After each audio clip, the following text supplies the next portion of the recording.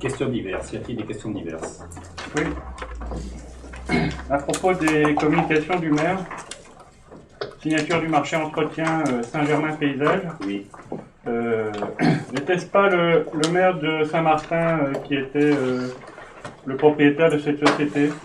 Ce sont ses fils. Ce sont ses fils? Il a passé la main à ses fils? Frédéric. Il a gardé la mairie et il a donné la main à ses fils.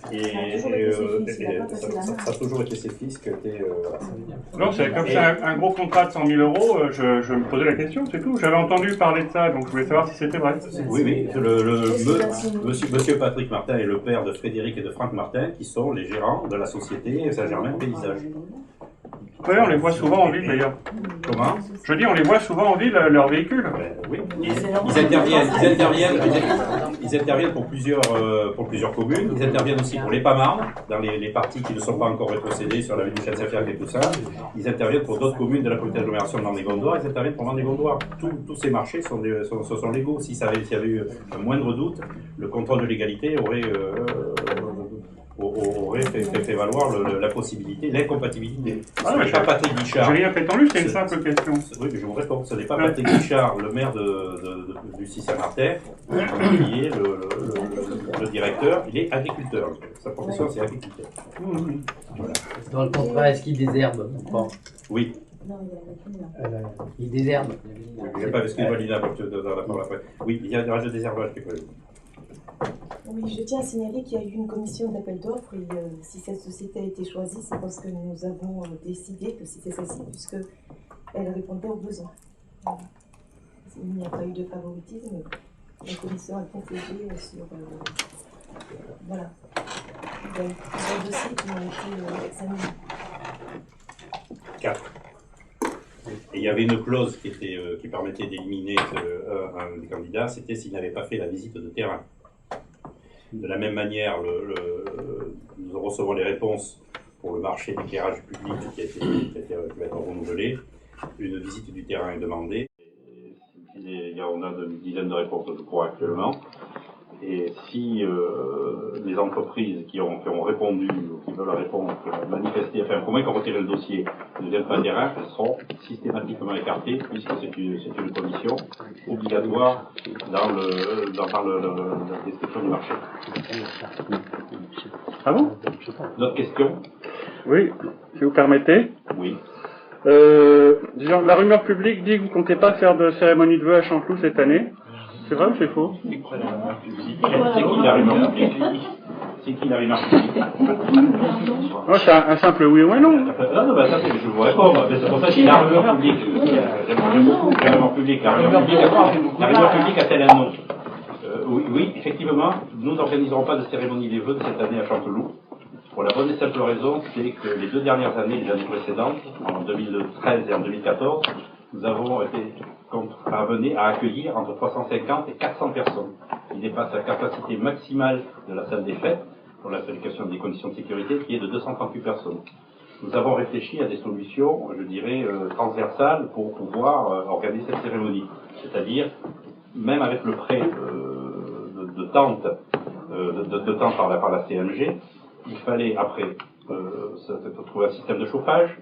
Il fallait faire venir une commission de sécurité pour justifier qu'elle pouvait recevoir plus de 300 personnes. Il fallait, après, le coût du chauffage et l'inconfort dans lequel se serait déroulée cette cérémonie, avec, on ne peut pas faire comme on peut faire l'année passer un petit film, pas qu'il y ait des frigos ou des fours pour faire cuire les petits fours. Donc, devant l'impossibilité matérielle et le coût extravagant qu'aurait entraîné pour cette cérémonie des vœux, à notre grand regret, nous avons pris la sage décision, je pense, de ne pas organiser cette cérémonie des vœux cette année. Dans la carte de vœux qui sera distribuée cette semaine à chacun des habitants de Chanteloup, il y a un petit mot qui explique les raisons pour lesquelles nous regrettons de ne pouvoir organiser cette cérémonie l'année dernière. D'accord. La question à tiroir derrière, parce que je ne savais pas si vous alliez répondre oui ou non, hein, c'était en cas de réponse positive, laisserez-vous la parole à l'opposition à l'occasion de ces vœux? Donc là, on va transposer. Est-ce qu'on aura le droit de mettre un mot sur cette carte de vœux ou pas? Non. Non. Merci. Question suivante. Le maire et le conseil municipal. Elle est adressée au nom du maire et du conseil municipal. Merci. Ce sont des simples vœux, monsieur Soulier. Oui, non, mais je discute pas, c'est juste une question diverse. J'ai lu dans les Échos de Gondoire du 16-12-2014 qu'il était question du retour de la ligne 42 dans notre ville. Alors, le confirmez-vous? Si oui, à quelle date? Et dans ce cas-là, où se trouverait l'arrêt de bus? Je laisse la responsabilité aux Échos de Gondoire sur ce qu'ils écrivent. Moi, je continuerai à dire que nous sommes toujours en négociation avec la région pour avoir justement une desserte de la ligne. Nous avons à ce sujet une réunion à la région, en présence du STIF, le syndicat des transports parisiens, le syndicat des transports de la région, le député Eduardo Riancipel, le président du site, donc, qui est Carborio, le maire de Saint-Thibaud-des-Vignes, et Pierrette et moi, qui représenteront la mairie, et par des Gondoires. Voilà. Donc le 19 janvier, une réunion importante à la région pour que d'élus, pour faire avancer ce dossier. Voilà. Merci. Vous avez reçu ma lettre ouverte là, concernant la sécurité il y a quelque temps, vous y avez répondu. J'ai vu sur le site de Marne-les-Gondoires qu'il y avait une réunion du CISPD auquel vous faisiez allusion dans votre document. Oui. Il est très elliptique cet article, il y a quelque chose à nous dire à propos du CISPD, la protection, la délinquance? Le CISPD, c'était la mise en place du conseil pour cette mandature-là, avec l'élection du président. Le président sera... le président et le maire de la Nive, je cherche son nom. Jean-Paul Michel. D'accord. Voilà. Et cette commission se réunira régulièrement. Bien. Et je voudrais savoir... Les comptes rendus seront faits. Pardon? Les comptes rendus seront faits à l'issue de chacune des réunions du CISPD. Oui. Je voudrais savoir votre sentiment, quel enseignement avez-vous tiré de l'animation de Noël de l'association des commerçants? Qu'est-ce que votre ressentiment là-dessus? Je pense qu'on s'est exprimé à travers Actu Info, oui. Que j'ai reçu par abonnement. Je dis que on était très contents du déroulement de l'ensemble de la manifestation, du marché de Noël sur les 2 jours et de la prestation proposée par l'association des commerçants. D'accord. J'espère que vous avez lu Actu Info, que vous êtes abonné et que vous avez pu voir qu'on en a parlé de manière, objective. Donc c'est quelque chose qui va se développer, s'amplifier. Vous allez soutenir cette initiative? C'est une bonne idée pour la ville. C'est votre sentiment, je voulais savoir. Je suis suivi à l'interrogatoire ou autre chose? C'est des questions diverses. Je pose des questions assez courtes, elles sont simples. J'ai la caméra face à moi. Sourire. Merci de toute attention que vous me portez. Je vous en prie. Alors, c'est tout, je voulais savoir. Oui, non, peut-être. On verra, on en discutera l'année prochaine. Très bien. Les bonnes choses, on les renouvelle en général. Ah, c'est parfait.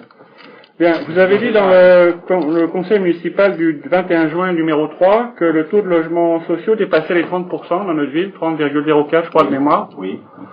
Quelle incidence ça a sur la vie de la commune, à votre avis? Alors pourquoi ce chiffre était si élevé? C'est parce que dedans, on prend en compte les 98 logements de Fontenelle. Enlevez ces 98 logements, vous tombez à la barre des 25% fixés par la loi Allure. D'accord. Merci.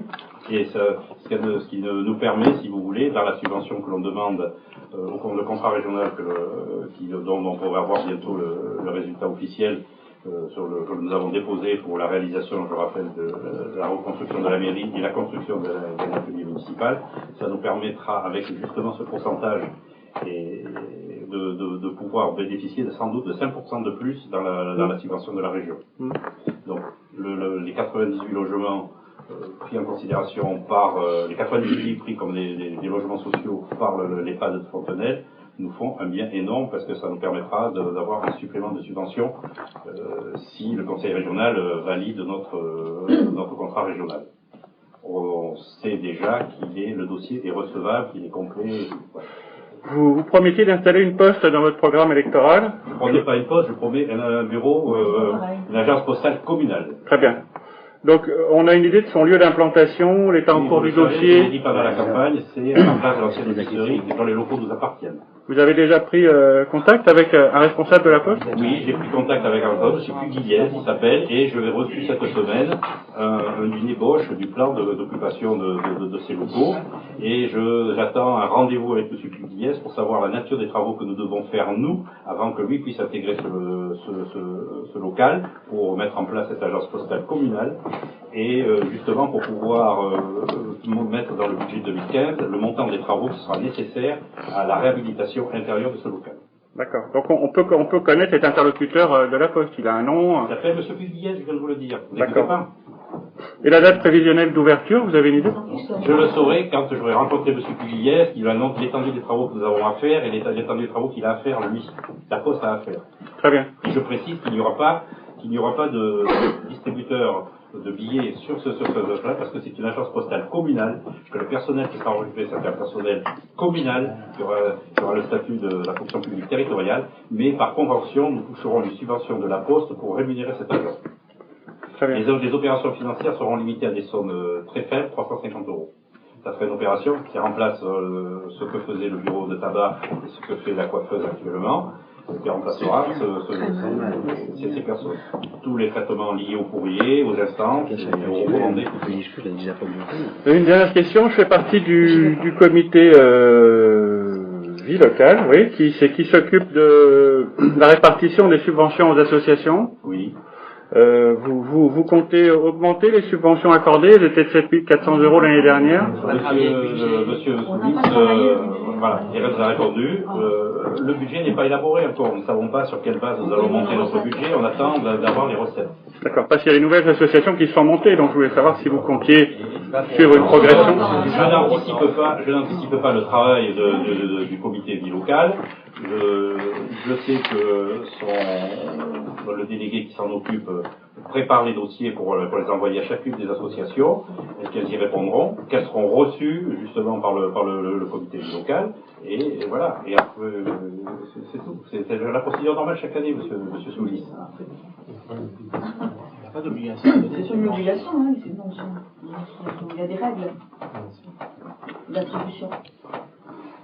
Une petite dernière pour la route. Si vous voulez. Vous avez transmis la demande de Monsieur Chartier d'avoir le soutien des élus des communes de Marne-et-Gondoire. Vous avez toujours pas de plan B? Dans cette histoire, on avance. En fait, ce que j'ai dit lors de la délibération, lors du dernier conseil, il n'y a pas de plan B. Notre espoir et je dirais la certitude, quand même les 18 communes, c'est pour ça d'ailleurs qu'elles ont roulé justement cette demande de dérogation, c'est que notre demande de dérogation va aboutir. Voilà.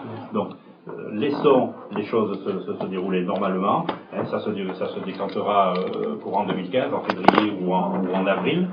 Et voilà. Mais à partir du moment où on est convaincu qu'un projet est bon, que 18 communes sont convaincues qu'un projet est bon, qu'une demande de dérogation est bonne, il n'y a pas besoin d'organiser un plan B. Oui, d'accord. Donc vous êtes sûr que vous aurez la dérogation?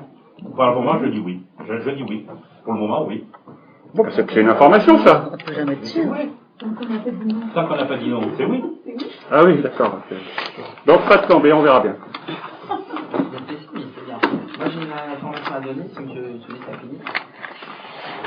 Concernant le centre de loisirs, à partir du vendredi 2 janvier, nous accueillons la nouvelle directrice de service enfance jeunesse centre de loisirs, Madame Emmanuelle Ferrara, que nous avons recrutée, qui va avoir une lourde mission, mais un beau challenge de travailler avec les animateurs, avec les directeurs d'école, sur l'aménagement de ce centre, l'aménagement des rythmes scolaires, à l'horizon de la rentrée 2015. Je tiens à préciser, à l'horizon de la rentrée 2015, Monsieur le maire et moi-même, en début d'année, souhaitions qu'au mois de janvier, je le dis parce que comme je sais qu'il y a la rumeur qui court, Monsieur Soulis, je me permets de prendre les devants, comme ça vous aurez la caméra pour justifier mes propos, il fallait les défendre. Nous avions, avec Monsieur le maire, dit à la rentrée que nous souhaiterions qu'au mois de janvier, il y ait des aménagements un peu plus construit sur les temps d'accueil de 15h30 à 17h. Or, la démission de la directrice qui est arrivée en septembre et la difficulté du recrutement du directeur qui prend ses fonctions en janvier ne nous permet pas, et ce serait mentir aux gens, ne nous permet pas de travailler sur quelque chose de construit et concret pour le mois de janvier. Donc on y travaillera à partir du mois de janvier. Madame Ferrara va s'y atteler et voilà, les propositions seront faites. Voilà, on a dit les choses, effectivement. Il y a eu un bug à un moment parce qu'il y a une démission d'une personne, mais nous y travaillons et nous ne lâcherons pas l'affaire. Voilà. Je vais dire à l'ensemble de mes collègues du conseil municipal. Voilà. Y a-t-il d'autres questions? Vous comptez, c'est une question dans une question. Bon, je trouve que vous avez bien réagi au mail que je vous ai envoyé hier pour vous annoncer que j'allais filmer la séance du conseil municipal dans le but de mieux informer les citoyens. En doutiez-vous? Pardon? En doutiez-vous? Alors, on va pas en discuter là. Et c'est pas le sujet de la conversation, je vous assure. Donc la question, elle est pratique, c'est allez-vous réitérer cette bonne pratique à chaque conseil? Et quand les films seront-ils disponibles pour tout un chacun? Je ferai mettre par notre webmaster, quand il sera revenu de congé, il a pris quelques jours de congé lui aussi, l'intégralité de ce qui est filmé sur le site, sans coupure. Voilà. Sans quoi? Sans coupure. Oui, très bien, c'est les sources intégrales. Ouais. Oui, ça sera mis sur le site. Comme ça doit être d'ailleurs. Voilà. Sur le site officiel de la commune. Sur le site officiel de la commune. Alors, le mien, monsieur Akeba, alors, vous savez l'affection que je vous porte. On se trouve... Oui, c'est vrai, je vous l'ai déjà dit, alors faites pas le modeste. On se trouve dans deux situations bien différentes, ça n'a pas dû vous échapper. Moi, je suis conseiller municipal, hein, donc monsieur tout le monde, je suis pas responsable de l'actu de la municipalité, je fais pas partie de la commission communication, chacun fait ce qu'il veut. Par contre, la municipalité, quand elle pose une caméra, elle prend une responsabilité, on peut lui demander quelque chose. Moi, je ferai ce que je voudrais du film que je vois. Conseil municipal, je pense pas faire ce que vous voulez. Attention, Désolé, l'utilisation que vous en faites, ça va être... nous sommes effectivement... Vous êtes conseiller municipal. On a peur. Jamais que vous siégez sur cette table. Voilà, vous avez une responsabilité. Voilà. Ne faites pas n'importe quoi avec la caméra, je vous le dis très Mais clairement. Moi, je m'opposerai à la toute diffusion. Je vais, pour information, là je me permets, Marcel, excuse-moi, lors des vœux de 2014, j'ai vu ma tronche sur un site Facebook. Excusez-moi, je n'ai rien dit, mais je peux porter plainte aussi parce que vous ne m'avez pas demandé l'autorisation, vous, de mettre votre vidéo sur le site. Que la mairie me filme, moi, qu'il y ait le webmaster qui me filme, c'est la mairie, je suis élu et c'est avec l'autorité du maire. Que vous m'ayez filmé et que vous ayez mis cela sur le site, je suis sur un site Facebook, je trouve que c'est une atteinte à ma vie privée, c'est tout. Je n'ai rien dit, c'est pas grave. Pendant les vœux, je me souviens pas. Oh, monsieur Soulis. Cérémonie des vœux présentée par monsieur Ateba Grégory. Excusez-moi, c'est pas moi qui l'écris, c'est vous qui l'avez écrit. Oui. Et alors? Eh ben, non, vous n'aviez pas à le faire. Vous auriez pu me demander l'autorisation, parce que même si je suis une personne publique, vous devez avant tout me demander l'autorisation. Écrite. C'est la loi. D'accord? Donc, attention à ce que vous faites, parce que, figurez-vous que j'ai quand même quelques acquaintances avec certains avocats. Donc, moi aussi, je peux jouer des ronds de flore, hein. Ça, je vous le dis sincèrement, je n'ai rien dit, mais je peux vous attaquer. Vous le savez, vous devez demander l'autorisation à n'importe quelle personne, l'autorisation de diffuser. C'est une obligation. Pour apaiser le débat, juste, il y a eu l'accueil des nouveaux habitants. J'étais surpris de ne pas recevoir au moins une invitation ou dire voilà, il va se produire telle manifestation. Voilà, donc je suis pas venu parce que votre colistier Georges Pambou m'a envoyé le mail la veille en disant on n'a pas reçu l'invitation. Ouais. Et je lui ai répondu mais depuis 6 ans que l'on fait cela, on n'envoie jamais d'invitation aux élus parce qu'ils ne sont pas des invités, ils sont des hôtes. Nous recevons les nouveaux habitants. C'est l'association. Non, ce n'est pas l'association, ce sont tous les conseillers municipaux, tout le conseil municipal est censé recevoir les nouveaux habitants, qui invitent les habitants, et donc on ne vous envoie pas d'invitation au même titre que les invités, mais je peux comprendre. C'est une information, même dire qu'à tel jour, à telle heure, il se passe ça. Donc c'est ce que je lui dis en disant, comme il y a un représentant, oui, comme il y a un représentant de chaque liste dans le comité vie citoyenne et qu'on travaille sur ce sujet pendant plusieurs réunions, je pensais qu'il vous en avait informé. C'est vrai que c'est la première qu'il y avait l'opposition, et donc je lui ai dit, pas de souci, si l'année prochaine vous avez besoin de ce mail, je vous enverrai un mail à tous les conseillers pour vous dire, je vous rappelle qu'il y a la cérémonie des nouveaux habitants, et je souhaiterais que vous veniez en avance pour aider à l'organisation et à la préparation, comme Gaël Bouvier l'a fait. Oui, je peux le faire, ce mail, il n'y a pas de souci. Mais vous ne recevrez pas d'invitation. J'ai pensé que c'était discriminatoire en disant, non. tout le monde a reçu, moi j'ai pas reçu. Voilà, discrimination. Alors pour être précis, dans les calendriers, le 23 janvier, il y aura la cérémonie des vœux du conseil municipal au personnel communal. Le vendredi 23 janvier, si je me trompe pas de date, mais c'est le vendredi 23 janvier, à 19h30. Il y aura la cérémonie de réception des jeunes majeurs le samedi 7 février à 18h, c'est ça, Caroline? Oui. 18h, en salle du conseil. Nous cherchons maintenant une nouvelle date pour la cérémonie des médailles, sachant que la salle des fêtes est occupée le samedi 7 janvier, on va le faire le même jour, pour le loto de l'association des commerçants. Voilà. Donc il faudra qu'on cherche une autre date pour faire cette cérémonie d'accueil des remises des médailles du travail, puisque nous tenons à la faire. Elle se faisait traditionnellement en même temps que la cérémonie des vœux.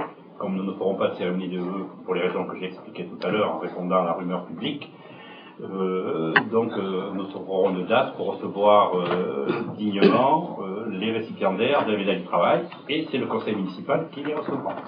D'ailleurs, vous dites réception des jeunes majeurs le 7 février à 18h. Oui. Vous n'êtes pas dans la salle des fêtes, hein? J'ai dit que c'était à la salle du conseil. D'accord, ok, j'ai bien entendu. Excusez-moi. Et vous recevrez dans quelques jours, elle est juste en train de se dessiner, une invitation. Nous ferons quand même une cérémonie, une petite cérémonie des vœux, qui concernera les associations et les commerçants de champs. Comme ça représentera moins de 238 personnes, nous pourrons le faire dans la salle. Les forces vives. Alors on pense que ça peut se faire le dimanche 11 janvier. Quand ça? Le dimanche 11 janvier. Alors ça fait l'après-midi à 15h, ça fait une forme de galette. Voilà.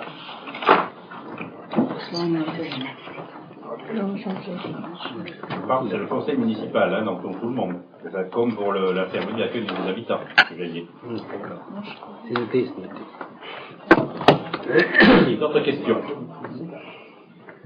S'il n'y a plus de questions, il est 10h55 pour samedi 20 décembre et je clôt définitivement cette cérémonie du conseil qui était celle la dernière cérémonie de l'année 2014 et je souhaite à tous les membres du conseil municipal et au public qui est venu de passer de très bonnes fêtes de fin d'année.